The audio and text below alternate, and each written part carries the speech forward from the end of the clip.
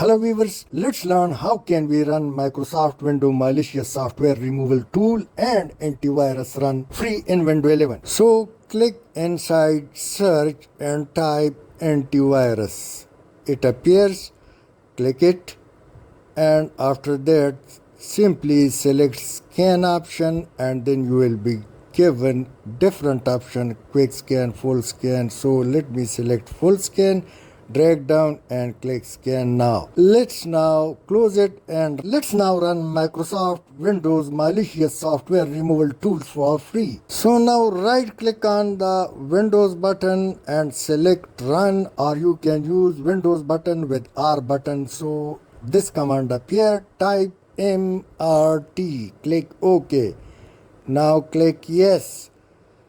Simply click next, and now malicious software removal tool will run. So click next. These options appear. Let me select full scan and then next, and it will start run. It will take sufficient time. So after that report would be displayed. Click finish. So now your window will be free from viruses and other malicious activity. Thanks for watching.